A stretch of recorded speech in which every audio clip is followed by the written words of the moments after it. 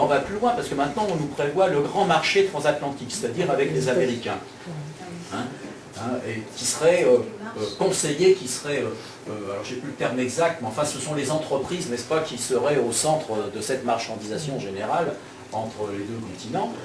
Et alors sur le plan de la défense, ça va encore plus loin. L'OTAN ne leur suffisait pas, puisqu'ils ont donc prévu une action commune dans le sens où il y aurait un conseil national politique, où la politique étrangère et de défense serait décidée par l'Europe et par les États-Unis. Et avec, au niveau des parlements, je ne sais plus comment ça s'appelle exactement, une sorte de délégation des parlements, enfin du Congrès américain et du Parlement européen. Et ça, personne n'en parle pour ces élections, c'est quand même extraordinaire. On n'est pas encore dans le traité de Lisbonne que déjà on nous fait un grand marché transatlantique. Marchandisation du dollar. Oui, mais probablement, ce qu'on dit nous dans la table, c'est qu'on est autonome par rapport aux partis politiques, on ne rentre pas dans le champ électoral, mais ce qu'on dit seulement sur ces élections européennes, au Parlement européen, c'est que c'est important d'aller voter, parce que certes c'est un Parlement qui n'a pas assez de pouvoir selon nous, mais ce n'est pas un Parlement croupion, il décide de choses. Et par exemple, je vais vous donner un exemple, alors c'est globalement un Parlement très néolibéral, il a voté par exemple, il a soutenu le traité de Lisbonne, et même il y a eu un amendement qui a été fait, qui a été proposé par la GUE, qui est le groupe gauche du PS, pour un amendement pour respecter... Non, c'est la gauche de l'Union européenne, ce sont les partis, non c'est pas le PS. Non, j'ai dit c'était la gauche du PS. À la gauche du PS. C'est la gauche du PS.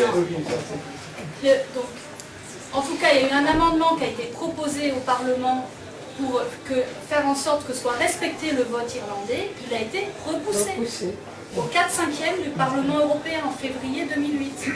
Alors, il faut savoir que ce Parlement européen a entériné les directives de libéralisation. Par contre, il a entériné la directive de la honte. Et notamment la directive de la honte, qui est en train de faire une Europe forteresse, qui a renforcé le contrôle des migrants, les centres de rétention. 18 mois dans les centres. Alors par contre, pour vous dire que ça a une utilité tout de même, c'est que par exemple, ici on parle de la directive temps de travail, je ne sais pas si vous voyez la directive qui dit qu'on passerait de 48 heures à 65 heures. Cette directive, elle a été portée à fond par la Commission européenne, qui est la seule à pouvoir proposer des lois. Elle a été ensuite entérinée par le Conseil des chefs d'État, avec l'appui, et le premier en pointe là-dessus, c'était Nicolas Sarkozy. Donc, je ne sais pas si vous aviez suivi l'affaire. C'était Nicolas Sarkozy, pour pouvoir faire passer ces réformes, qui a appuyé cette directive temps de travail. Et heureusement, le Parlement européen, qui n'a en fait pour l'instant que le droit de veto, de fait, le Parlement européen a repoussé cette directive temps de travail au mois de décembre. Donc là, ça va repasser au Conseil des chefs d'État, etc. Mais donc, le Parlement a quand même une utilité. Et là, en l'occurrence, sur la directive temps de travail, il a une utilité. Comme sur la directive Bolkestein, qui prévoyait la libéralisation des services et qu'en gros, un travailleur de n'importe où puisse venir avec les règles de travail de son pays d'origine, cette directive-là, elle était en partie bloquée, pas entièrement, par le Parlement européen. Donc y compris aussi la directive sur le statut des dockers, des directives portuaires. La directive portuaire. Grâce à l'intervention de seulement 5,7% des députés de la GUE, avec la mobilisation des syndicats et pour Bolkestein, il y a une mobilisation sociale. Et donc il y a la possibilité de faire reculer avec si peu de députés. Donc s'il y en a plus, ce sera encore mieux, quoi, qui vont dans le sens là, évidemment.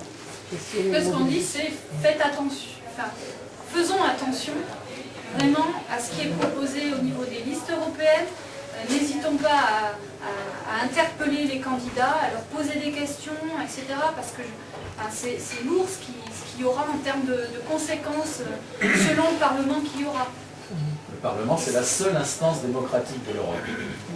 Donc c'est très important de voter.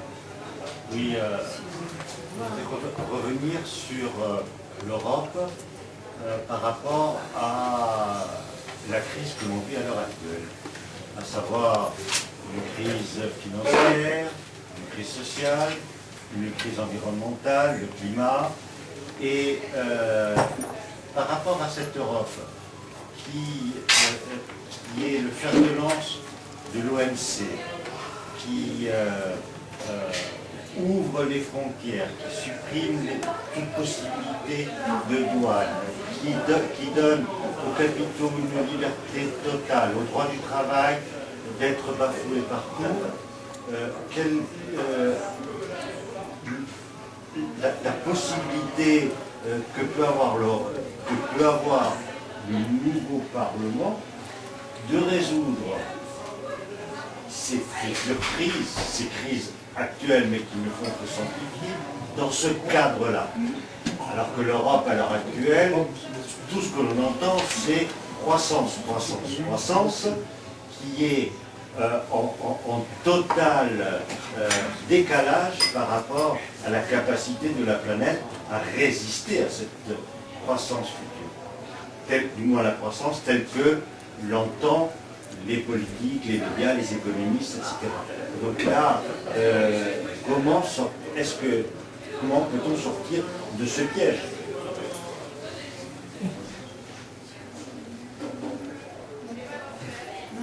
Comment peut-on sortir? Peut-être nous, on peut le mettre en débat, mais en tout cas, nous, on a un certain nombre de propositions alternatives. Donc, on a fait d'ailleurs, j'en profite pour dire qu'on a fait un bouquin attaque là, donc, sur l'Europe, et on a fait aussi un cartage, je ne sais pas s'il est là, des attaques d'Europe.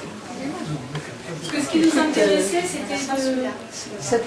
Il est tout nouveau. Les nouveaux, hein, parce que je ne fais pas. On l'a eu dans le week-end. Ce qui nous intéressait, c'était de mettre en avant des propositions d'alternatives au niveau européen, au niveau des attaques d'Europe. D'abord, au niveau démocratique, je vous l'ai dit, ce qu'on propose, c'est d'abord de faire en sorte qu'il y ait un nouveau traité européen. Mais on propose aussi un certain nombre de points au niveau écologique, social, économique. Je vais en donner quelques-uns qui me semblent importants. Par exemple, au niveau social, la possibilité d'une harmonisation sociale vers le haut. Par exemple, en faisant en sorte qu'on contraigne l'ensemble des États membres à avoir un SMIC minimum en fonction du produit intérieur brut de chaque État membre. Donc évidemment, on ne va pas demander à la Roumanie d'avoir le même SMIC que nous. Mais par contre, on augmente aussi le budget européen par le biais d'une vraie fiscalité européenne qui n'existe pas encore. Vous savez qu'il n'y a pas de fiscalité européenne. Pour augmenter ce budget et faire en sorte qu'on reverse, qu'on aide véritablement les pays entrants. Parce qu'aujourd'hui, ce qui se passe, c'est que les pays entrants, on ne leur a pas laissé le choix. Le seul choix qu'on leur a laissé, c'est le dumping social et fiscal. Parce qu'on les met dans un système européen où toutes les frontières sont ouvertes, où ils sont confrontés aux multinationales françaises, anglaises, etc. Et le seul moyen qu'on leur a laissé pour être compétitifs en Europe, c'est le dumping social. Nous, ce qu'on dit face à ça, c'est qu'on permette une convergence vers le haut des minima sociaux et notamment du SMIC, voire d'un revenu minimum européen, et que pour aider à une convergence progressive de ces minima sociaux, il faut une convergence progressive des niveaux de vie, et donc on permet d'avoir une véritable entraide au niveau européen à travers des fonds européens structurels, ce qu'on appelle les fonds structurels européens, donc des fonds structurels beaucoup plus importants pour aider ces pays-là. C'est-à-dire qu'on ne serait plus dans une Europe où le droit de la concurrence prime, mais dans une Europe de la solidarité. Et c'est en cela que tous ceux qui nous accusent d'être anti-européens, il suffirait de lire 2 secondes ce qu'on écrit, enfin évidemment ils le savent, il suffirait de lire 2 secondes ce qu'on écrit, puisqu'on dit qu'on est pour une fiscalité européenne, on dit qu'on est pour plus de budget européen, pour qu'on ait une véritable politique européenne sociale, et tout ça, ça demande au contraire plus d'Europe politique. Ça demande le contraire de ce qu'on est en train de faire, parce qu'actuellement on est en train de dépolitiser totalement l'Europe. On est en train de faire une Europe uniquement du libre marché, sans aucune politique. Les seules politiques existantes, on est en train de les démanteler.